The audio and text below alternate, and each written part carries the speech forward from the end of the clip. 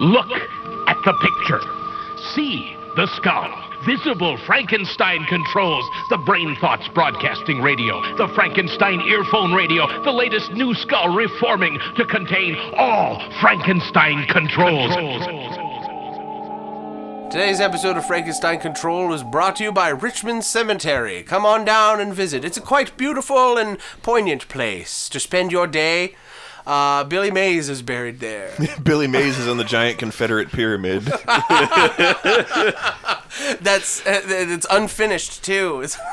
It's like the Crazy Horse Monument. They were going to mold it into Billy Mays' head, but it's not complete yet. It's going to become him someday, and it'll be 85,000 feet tall. Ada and I once got dirty looks from old people for laughing at private yucks in the vicinity of the Hollywood Cemetery pyramid, forgetting that we were in a cemetery and just doing on like we normally do. Private yucks? As in, like, we were just laughing about stupid shit we were talking about. But it was in a cemetery. And we forgot that we were in a cemetery. I thought you were talking about you found the grave of a private from the Civil War named Private Yucks. And I'm like, what? Well, Private Yucks. Today's episode of Frankenstein Control is brought to you by Private Yucks. The cannonballs loped through the grass, were solid copper and came loping through the grass like runaway sons, a yuck. It's Goofy in the trenches. One guess what side of the war he fought on. Welcome to Frankenstein Control, everybody. I'm your host, Taylor. To my left is Ada. I'm Ada, and I'm still perplexed by Goofy fighting on either side of the war. And then to the right, as always, is B-Rye. I'm B-Rye, and I wish I'd had more time to prepare a joke with that scenario, because it would have been funny. Come to Frankenstein Control for jokes that could have been funny if they were here. Yep. My favorite episode of Defunctland involves the Civil War and Disney.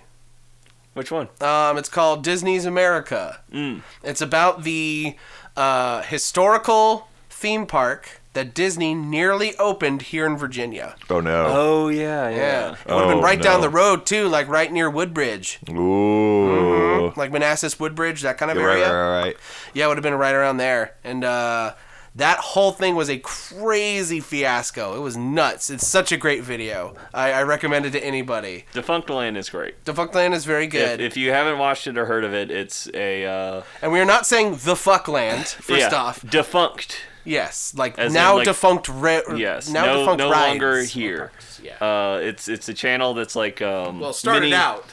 It's like mini documentaries about theme park rides and attractions and such, and entire parks even that are now defunct. Right. Have For the most part. Business. For the most part. For the most part, he's branched out, which he kind of had to do because eventually you run out of bullshit that's run into the ground and is no more. Yeah.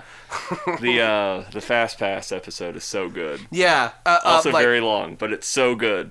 I like his long form content. Yeah. That sounds really good. That sounds like great shit to just put on while you're doing something. Ooh, it is. It is, baby. And then you can laugh about the meme of Michael Eisner. Yes. You'll notice always fucking comes down to Michael Eisner. Mm-hmm. Every disaster in Disney's history is Michael Eisner's fault. Oh, yeah. In one way or another, whether directly or indirectly. If you want a good Schadenfreude episode, I highly recommend the episode that Defunctland does on Disney's California Adventure. Oh, no. That place was an abortion, and it was great. It was really funny. And the episode's funny, and it's just a great way to like point and laugh and go, that sounds sort of similar to the Dead Mall series, which is really entertaining Dan Bell? Which is really entertaining until My Childhood Mall was on it. Oh! I can't wait until if somebody will post an episode if it ever comes up. I'm sure of it in our little group that we have, but. The inevitable Fair Oaks Mall episode I'd be excited for. And all my Northern Virginia homies, you know what I'm talking about. The mall I was referring to was the Marley Station Mall in Severna Park, Maryland. Actually, that might be in Arnold, Maryland. It's far enough down Ritchie Highway that it might be that. But I was like, wow, this looks just like I remember it. Oh, it's dying. Wait a minute. Is that the mall we went to that time where...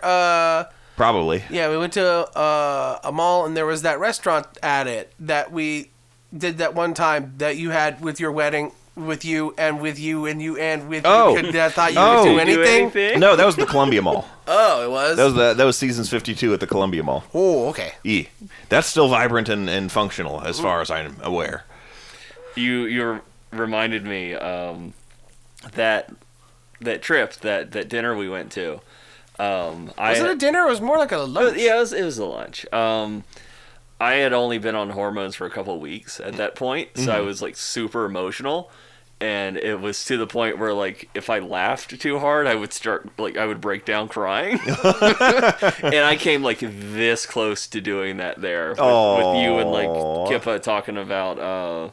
And FBM was there too, right? He was not. He wasn't? I don't think he came to that. But just you guys talking about your dumbass high school stories, I was like this close to just breaking down in tears before someone was like, okay, it's time to eat. Like, oh, thank fuck. I'm so glad. So glad that I can provide that level of amusement. My level of levity. My childhood mall was demolished and built up long before any YouTube stuff was really prevalent. Cloverleaf Mall is what they called it, because it was right next to the a traffic cloverleaf kind of thing. It was in the Cloverleaf. Yeah. Listen, I did see, while we're on the subject, I did see your mom at the Short Pump Mall one time. Or Really? no, the I'm getting that confused with a different mall. But we saw your mom at the mall in Richmond one time. Okay. That's funny. Yeah, she was just there by herself, and she's like, "Is that B. Ryan? Listen." We were like, "Oh my god!" Only mall that affected me was a grand mal seizure. But my memories of that mall is mostly that. Cloverleaf? Yeah, it was. It's a cute name. It went away when I was still fairly young, and It flew away. I learned to drive in the parking lot. Oh, That's just where my dad took me to teach me. That's a good thing to do. You always all dads know a parking lot somewhere where you can go to practice driving. Yep. Mine was the Kinder Park parking lot, which is it's just a park near my house, and we would go to the parking lot there and drive around. I drove around rural roads. Didn't really do parking lot stuff. Your dad make you go down Dead Man's Curve? Yes, actually. A number of times. And there was a lot of practicing up to take my driving exams, too. I drove a lot with Mom. And Mom had the biggest fucking truck you could buy at a dealership without needing a special license. It was called the Ford Excursion. Oh yeah, It was truly fucking gigantic. that was the one of them old super huge SUVs that was mocked in the old GTA ad about the Maibatsu monstrosity. Exactly, it was a Maibatsu monstrosity, and it took up 5 lanes and was 18 cars long. Or no, the Canyonero smells like a steak, 4 lanes wide, 42 tons of American pride or something. Yeah, that it was like the Simpsons. If we want to be current and not a bunch of old fucks referencing old dead shit, that car was the it was the road vehicle equivalent of the Ever Given. At any given moment, you could fuck up and ruin everyone's week. Just completely destroy shipping lanes for the entire world. Yeah, and yeah, driving that thing was like driving a big tanker ship. It was ridiculous and just had me grating my teeth flat. It was just it's a very stressful time. Trying not to fuck up your life and the lives of others in this gigantic death missile.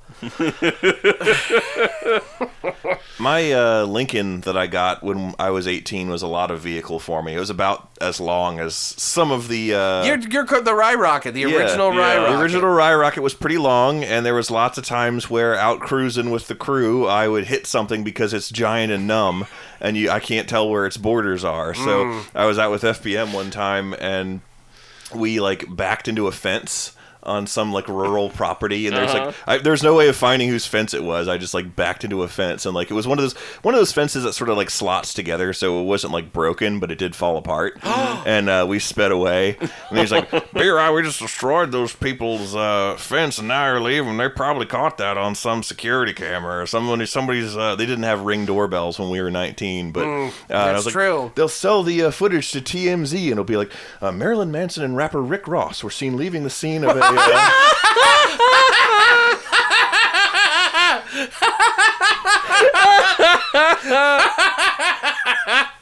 Oh, that's good. That's very good.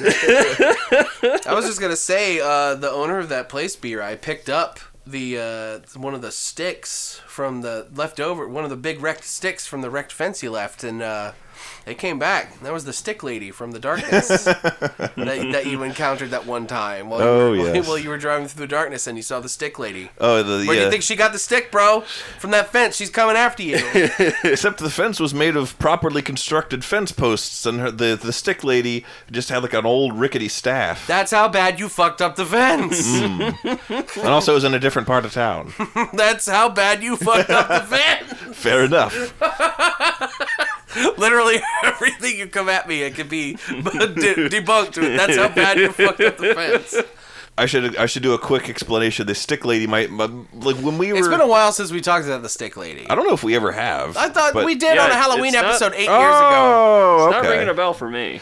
It's just like me and the guys used to drive around, like we still do sometimes. Drive around at night because it's free, and tell stories and laugh about things. And on one such occasion, it was just me and FBM, and as we were driving through this neighborhood, we saw motion in the bushes, and what looked like an old bent woman with like a staff, a Blair Witchy staff, like slowly walked across the road. And bear in mind, this is like on a dark road at like midnight. Mm-hmm. And he's like, "B-Rye, that was a ghost." And I was like, "Yeah, that probably was." Yeah, and like I love that story too because it instantly creates the most terrifying image possible. Yeah, like you never go into full detail into the stick woman. Leave just enough. It's good because I don't remember a lot of detail because it was like 12, 13 years ago. It wasn't actually a woman. It was a reflection on the fourth dimension that resembled a woman with a gnarled staff, and that's what your mind could put together. Cool. to explain it and keep you from going mad. It was Hermaeus Mora. That bag looks like a diaper bag. It does. What? Yeah, you've never had like an infant sibling. What bag? The bag with the cat, and it's full of socks, but from this angle, it looks like a big diaper bag. All right. Because that's how they stack them. Look, okay. I grew up with an infant brother, so, like... Brian is still an infant to this day. Oh, not that brother, you... You mean the one that moved to Iceland and became a supermodel? It's not a supermodel. He's a musician. He became a cooler model. I just remember, and this is a direct shout out to you, Eggert, my man. I remember when I saw a picture of him that you showed me when he was like 22. I was like, damn, he got tall and turned into an Icelandic statuesque Viking person. Yeah, he's quite svelte these days. Yeah. I was like, you killing it, my dude. Killing it, dude. When I think of Eggert, I think of the picture of him standing like Trump does. Yeah. Can I send that picture to you? Yes, I'll put it on the screen. You can blur his face out if you want. That is really funny. Do it after the show. No, I'll forget. Okay. While he's doing that, I can tell you some funny like word salad nonsense. Lissa and I have a long-standing thing where like we communicate with each other so well that we make like we don't have to say complete sentences. Yeah. And just like, you use the descriptors that come to mind at the time and it gets the point across, but sometimes we take a moment to, even though the communication was effective, we take a moment to laugh at how absurd the not sentence the other one said was. Uh-huh. And I came home yesterday, and we had a bunch of like packages and shit that had come throughout the day. And I guess Lissa ordered a giant, those like medicine balls that are about like a couple feet tall that people sit on instead of chairs that are like healthy for you. Yeah. She got one of those to switch up, I guess doing exercises with, but also possibly sitting. I forgot to ask her why she ordered it, but I assume it's for that purpose and also to periodically switch out her desk chair with. Point is, she got a ball. Yeah. And I guess it came with, because of course it would, a like an inflator to inflate said ball. Mm-hmm. And Pumpkin was rubbing on it. And I was like, what the hell is he rubbing on? That's the weirdest looking contraption I've ever seen. And she's just like, and I had like forgotten by this point, because that she'd showed me the medicine ball thing. And she's like, oh, that's just my pumper for my ball.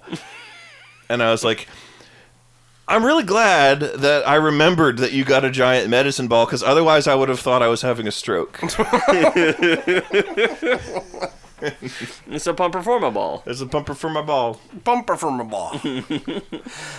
I also thought she was talking about Pumper. Yeah, Pumpus. You already have Pumpus. Pumpus. Your cat Pumpkin. Yeah. Pumpus in the pumper. Pumpus. Pumpers. Pumpers like to pump it. He the Pumpus boy, also known as Mark Bringleson. Wait, what? Bringleson. The guy from Lawnmower Man. Oh my God. Mark Bringleson. Wow, you remember his name. Actor Mark Bringleson, who Which looks sounds like like my a cat. fucking made-up name. Yeah. If I've ever- That What's is your a Tim name? and Eric. Mark Bringles. Bringleson. Mark Bringleson is a Tim and Eric name. Yeah. Yeah, it is. It absolutely fucking is. Hi, I'm Mark Bringleson. I recently ate Sketchco's cream corn. Yeah.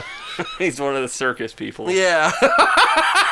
One of the circus people that they get on that show. Which God, that's the perfectly described. it's a 100% descriptor of the folks they found for that show. I mean, like, that you know. weird Christian puppet man. Yeah. Who is an actual Christian puppet man. Yeah. Yes, he's an actual Christian puppet man that is not an act.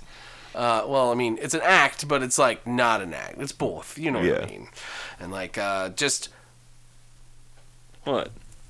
I was itching my eyebrows.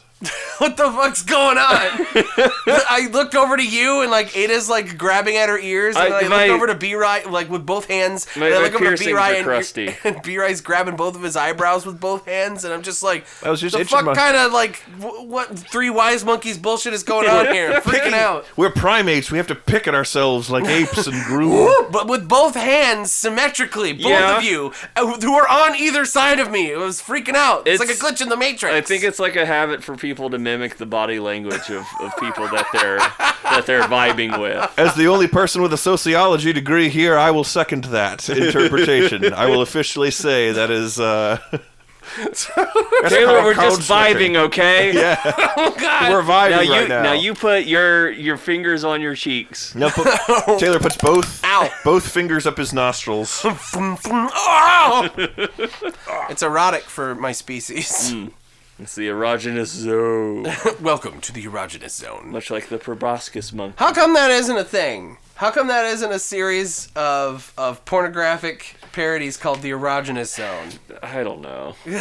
Where it's all setups like the Twilight Zone, but it just ends with people porking. Consider for your approval. 1, Diane Mency. Is that something porn still does? Try to have a story. Nobody writes porn with stories I don't anymore. watch porn, so That's true. That's true. They only. I wonder why pornos needed a story back in the old days. Because it was going to be on VHS and. Yeah, did they need to like get to like a feature length or something? It couldn't be. It can't be. There's no way. I think part of it was probably just like filmmakers having fun. As in, like, see, that's what I was. That's like the angle I was going with the erogenous zone. Like It's you're just we're having filming, fun with it. you're filming something. The point is to titillate. Might as well try to have fun with it yourself. Yeah. Also, it could have started as like censorship laws, as far as like skirting around what is pornography and what isn't, and a story could possibly stand in the way of being a differentiator. Maybe it was kind of like YouTube videos where like you can't do certain things a certain within the length first of minute. time. A certain length of time has to pass before the stuff can start happening. Maybe that's it. Maybe they didn't want an alien visitor incident where the first 10 minutes of this movie that doesn't have any implication that this is going to happen, within the first 5 minutes of the film, there is a absolutely 100% nude woman walking out of the bushes. showing her bushes and her bush eggs. I don't know. Bush eggs. But different kind of bush. I was talking about the bush like the outback, because the movie's Australian, and eggs refers to her boobies, I guess. I don't know. It was a bad whatever. She's completely fucking naked with her genits hanging, and like she's just there, and like any kid who fucking pops that in and be like, "Woo, alien movie, cool! Oh my god!" Oh, titties! I've seen everything. And that is the only instance of that in the entire movie. There is nothing salacious about the rest of the film. Yeah. That is just a completely 100% nude woman. And you know what? She has the right to be naked. Just because she's naked doesn't mean it's sexual. But like, Look, Taylor. That's a weird thing to explain to your kids, is what I'm saying. It's odd to have that front loaded. Yeah, it's odd to front load that. Look, Taylor, I'm a boomer. I can't tell my kids about homosexuality or they'll become gay, and I can't show them naked women or they'll become straight. That is how my logic works. Yes. All sex must be hidden from them forever. It's true. I've seen it. Why haven't you had grandkids yet? Yeah. Give me grandbabies. I don't know how. You never told me, motherfucker. That's right, because I signed you out of sex. Yeah, I signed you out of sex ed. Now you're Like me. You're completely fucking sexually illiterate, you idiot. Where's my grandkids? I made you stupid on purpose as a joke. and that's the story of the Bible Belt. And that's the story of America. Here's a story from North America. Lock your kids inside. Don't tell them about sex. Don't tell them about penis.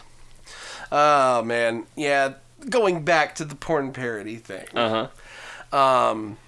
Maybe that was it. Maybe it's like there needs to be a certain amount of leeway to, you know, maybe that was a requirement. There needs to be some sort of narrative element. Yeah. Because you couldn't just sell man fucks woman. Yeah. There needed to be some kind of And like narrative the, out the for story, like the story is also there to like set up a fantasy, I guess. So like if it's just that's true. To use the cliche, if it's just two people fucking, then like that's all it is. But if it's like, but that's all porn is now. If it's like, ma'am, I came to fix your dryer. Oh, can I pay you some other way? Then that has something for a guy to fantasize. No, I gotta send it to collections if you can't. Yeah, it's like got something for the blue collar guy fantasize. But oh yeah, what if I got to have sex on the job? That'd be great. My nuts way better now. It's probably like. I mean, yeah, that's kind of true. Yeah. It's probably the natural devolution of the old trope about like the milkman getting around from like the 50s. You know. Oh like yeah, of course. Of course. No, I'm just getting at the like, you know, what is the incentive? Is it monetarily like, driven? Is it we've done this forever. Why do we do this? Is it like driven by regulation? Is it driven by money? Like, probably a mixture of all the above. Probably. I'd like to hear the story of it, if I'm being perfectly frank. I don't need to even see a one boobie. I just want to know. These things interest me about like what drives certain trends. Yeah. And I think about that stuff too. The plumber trend is a good trend, and I want to know the meaning. What is the meaning of this? What does it mean? And I think you're knocking on something pretty close with the. It's more alluring. If like the people who would buy a porno, like, you know, a plumber or another member of the blue collar service industry, because they're all sex perverts. Mm-hmm. I'm Larry the Cable Guy and fucker. That's that. God. I'm Larry the Cable Guy and I'll fuck your wife. The longer I was talking, the more I'm like, I'm digging myself a hole. I'm not saying what I mean to say. What if you got cucked by Larry the Cable Guy? That'd feel really bad. That'd feel really bad. Because like, first off, it's already a terrible thing to happen, but Larry the Cable Guy? Exactly. Him? Yeah. Him of all people? Dude, that's how... Get her done! He's 3 inches into your wife. That's how Arnold Schwarzenegger's wife felt. What happened there? When he cheated on her with his incredibly homely maid. That was a nice edit. The ass wants what it wants. The ass wants what it wants. Instead of the heart wants what it wants. And sometimes you just want to fuck an ugly rando. That's true. Sometimes you just want to... There's been like a whole bunch of like people looking into that kind of thing about why people cheat and stuff like that, and I've just never looked into it because I don't care. Yeah. Because like I don't really have to worry about that stuff. Yeah. Because generally speaking, I surround myself with some pretty cool people who don't do that. Yeah. So like whatever, but it is kind of interesting. all that kind of thing, to figure out why humans do weird fornicating things at each other, and for all different kinds of motivations and Because we're reasons. stupid monkeys, and fuck is the number one instruction our brain tells us. That is true. And right after kill and consume intoxicating substances. And scream. That's and my scream. favorite one. The best thing is to do all at once. Eat, scream, and The fuck. screaming one. The screaming one. I should know. That's my favorite one. Scream. Not There's a limit to that before you die. And then there's people like me where it's like, what if we make the lust for violence vastly outstrip every other desire in his brain? Well, that's you. Yes.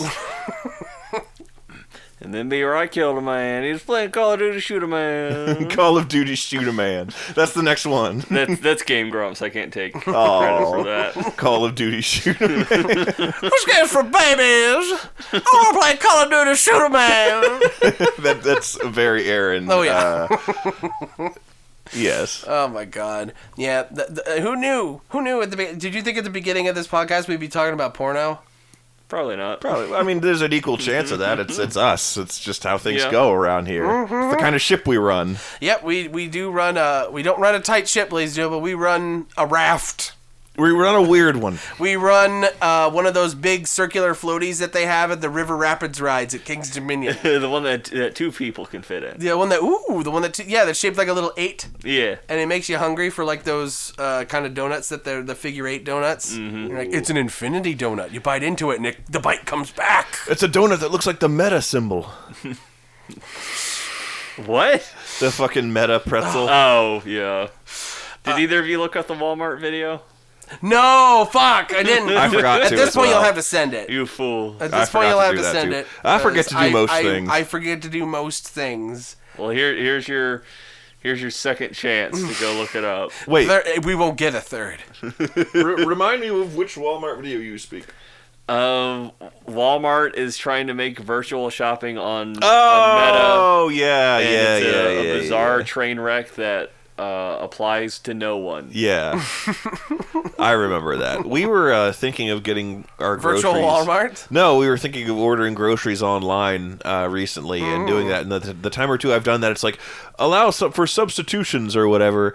And it's like, no, because you people I want what I want. I have very specific wants. Yeah. And when I would rather have nothing than not Yeah. the thing that I want. Yeah, I mean, you should have just asked me. I ordered groceries online a lot during like the early, mid stages. No, early stages of the pandemic when when everyone was the most scared. Right. And so I did a lot for like a number of weeks in a row, and I could have fucking told you don't do it. Yeah. It sucks. Yeah. Especially like because I know you like to shop at the bougie places, so like especially don't do that. I have a unnatural. Don't get online Wegmans. Yeah. You will pay a lot of money. It sucks dick. I have a pre-existing, long-standing bias against ordering groceries online because of an extremely negative experience that happened to me at my first job, which was all the way back in the year of our Lord 2006. Oh my God. And I worked at the Safeway that was right outside my neighborhood. I had my first job as like the sort of cart getter bitch at Safeway. And it was a terrible experience because they worked me 12-hour shifts, and I was like 16 years old. This is my summer job. Pretty sure and that's illegal. I'm pretty sure a lot of things that companies do are illegal, and who's going to get them in trouble? Congress? Yeah. But like, I think there is like a law. I think they got around it because it's like there's a certain number of hours that minors can be made to work and max out. I know that when I was working at Sheetz, the minors couldn't work past, I think, 11. So this was not past 11. Here's the thing. The people who wrote up all the bills, or all those old-timey bills, were from Virginia, historically illiterate and stupid people. Yeah. And they is wrote very much minors against as M-I-N-E-R. And so all the minors got a sweet deal, but then all the fucking kids in our state, they're fucked. Yeah. And in neither case did it help me because I'm from Maryland. Oh, fuck, that's right. Well, just replace illiterate with tweaked on something. Tweaked on something and busy killing somebody with their car. You're on an opioid of some sort. They teach you just enough. In Maryland, they're too busy. They're too busy worrying about that. They're too busy teaching you the barest amount of the controls that make the car go just enough so that you know how to commit vehicular homicide. Just enough. And then they give you a license with a bad picture and a crab on it. And they give you one of those big giant locks to put on your turn signal. Yes. Just so that you can't use it. Exactly. You are forbidden from using it if you are from Maryland drivers, I tell you what. Am I right? Isn't this the peak of comedy? I can tell you, as someone who's Shut up! How dare you? as someone who was from Maryland, and moved to Virginia and heard all these jokes for years and assumed it was just a sports team rivalry, kind of like yuck yuck yuck. It's always the other guys who are crazy kind of joke. And I visited my family again. No, Maryland, it's fucking Mad Max. They do not let us have weapons in Maryland, so everyone has to get out their homicidal rage on the road. With the safe anonymity of several tons of steel. Oh God! I wish I was joking. I just imagine Larry Hogan on top of a big giant hearse with a guitar going and fire coming out of it as he goes. Rah! Larry Hogan is Judge Holden. He's never died. He just is now the governor of Maryland. Larry Hogan. I just missed that you were setting up the joke about him being the fucking doofoyer from Mad Max. Sorry, that was funny. That was movie a good was joke. great. It was a good movie. Getting back to my terrible job, Safeway. Though. Yeah. Oh my God! All the way back at Safeway. I'm pretty sure they have a maximum number of hours a minor can be made to work. Not necessarily time of day wise, but number of hours per week that you are allowed to have a minor on site. And I think that they just had me work all of those hours on the weekends in 12-hour shifts. So I worked I felt like I worked every day, but I can't have worked every day. So not only did your work days fuck you up hours-wise, but they also fucked you up day-wise because you didn't have weekend anymore. Exactly. And it was every Saturday. Allow us to not just destroy your weekend, but completely destroy your weekend. Yes. And it was always I remember being I'm a little bit confused here. It says I come in at 7, but I leave at 7. Which one is it? And they're like, it's both. And I tried to tell my dad, and I'm like, Dad, they're making me work 12-hour shifts. I hate this. I want to quit. And he's like, I don't believe you. And I'm like, how did you not notice I was gone for the entire fucking day? You drove me here. But anyhow, so the original reason we started talking about this is because of online grocery ordering, and that was a newly nascent thing at the time. Wow. And we had these carts in the back that whenever you needed something to do at work, you were supposed to go find something productive to do. And they had these carts full of all the shit that people leave around aisles because they decide that they don't want to buy it, and they're 4 aisles from where it's supposed to be, so they just put it on a random shelf, or they get all the way through checkout and they're like, I'm not gonna buy this or whatever. We called those go backs, and they would just eventually save them up, the stuff that was not refrigerated, until they had a whole cart full of it. And then you were supposed to just go and get a full cart of shit like that and go put it back on the shelf where it's supposed to go. Okay. And that was just one of the tedious busy work jobs you could do when you were there. And they were always on me about, you're not doing that enough. You're not doing that enough. So I was like, we see you walking around too much. So I was like, all right, fine, I'll go toil. So I went back and found an entire cart of stuff that was supposed to go back on the shelf. And I put it back on the shelf. And then come to find out that was actually a completed grocery order of somebody's online groceries that some fucking cretin put in this place where we keep the carts for the other thing. Wow. And I got in trouble for it. Of course you did. And I was livid. And I was like, you motherfuckers make me work 12-hour shifts. You make me crawl inside the garbage compactor to clean it out. And I come out covered in trash juice. I hate it here.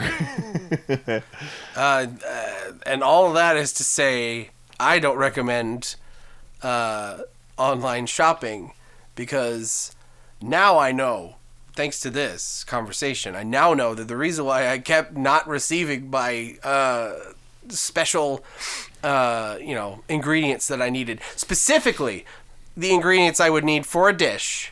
Every time I did an online order, I'm like, okay, I'm going to cook this week. And I order the thing. And the thing that is most pivotal for that dish never arrived. because it was out of stock, even though it was the most plain Jane fucking thing you could ever ask for. And I was just like, what the fuck is going on? How come they couldn't find a fucking, chicken breast? How the fuck do you not find that? Yeah. What the fuck's going on? And now I know. It's because B-Rye fucked everything up. It's all your fault, B-Rye. It's because B-Rye was in the back day. cleaning It's all out your my fault. cart. That's what you're doing. You're cleaning out my cart specifically that I ordered. Clowned you to this You day. clowned me, you son of a bitch. Oh, there's a knock at the door. It's someone here to fix the dishwasher and fuck us. Oh my god! What? You think it's funny until it happens to you? Now even you know I am a menace. I hand you the secrets to save the entire human race and the entire universe.